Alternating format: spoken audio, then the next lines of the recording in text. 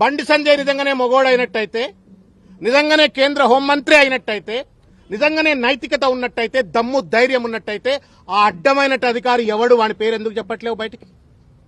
ఎందుకు ఆ రోజు అధికారంలో ఉన్నటువంటి ఒక ముఖ్య నాయకుడు ఆ సదరు అధికారిని బీదర్కు పోకుండా ఆపిండు అని చెప్పని బండి సంజయ్ చెప్తా ఉన్నాడు. దమ్ము లేదా బండి సంజయ్ నీకు? చెప్పు, అధికారి పేరు చెప్పు.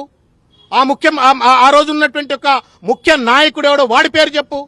వాడి పేరు చెప్పవు, వీడి పేరు చెప్పవు. అడ్డమైనటువంటి ఒక వెధవ లెక్క నువ్వు ఇష్టం వచ్చినట్లు ఇవాళ కేసీఆర్ గారి పైన నిరాధారమైన ఆరోపణలు చేస్తే న్యాయమా బండి సంజయ్ అని చెప్పని ఇవాళ నేను ప్రశ్నిస్తా ఉన్నాను. ఇవాళ దేశ అంతర్గత రక్షణకు బాధ్యుడైనటువంటి ఒక హోంశాఖకు మంత్రిగా ఉండి కుక్కతో ఒక గుండ్రాయి కట్టినా చక్కగా కాదన్నట్టుగా ఇవాళ బండి సంజయ్ గారు వ్యవహరిస్తా ఉన్నారు. ఎలుకతోలు ఎంత ఉతికినా నలుపు నలుపే గాని తెలుపు కాదు అన్నట్టుగా ఇవాళ బండి సంజయ్ గారు వ్యవహరిస్తా ఉన్నారు. అల్జిమర్ వ్యాధి ఉందేమో బండి సంజయ్కి, అర్థం కావట్లేదు.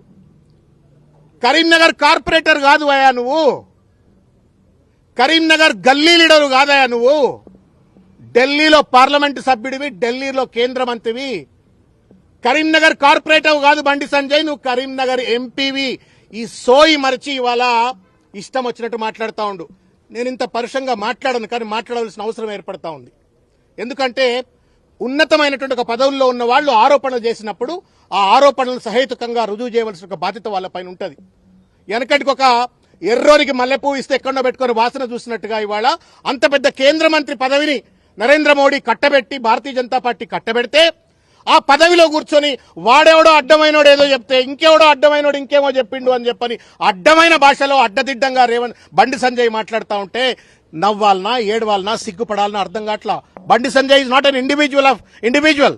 బండి సంజయ్ భారతీయ జనతా పార్టీ నాయకుడే కాదు.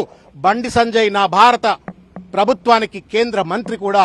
ఒక మంత్రి హోదాలో ఉండి తెలంగాణ తొలి ముఖ్యమంత్రి, ఇవాళ శాసనసభ్యుడు, leader of the opposition, Telangana జాతిపిత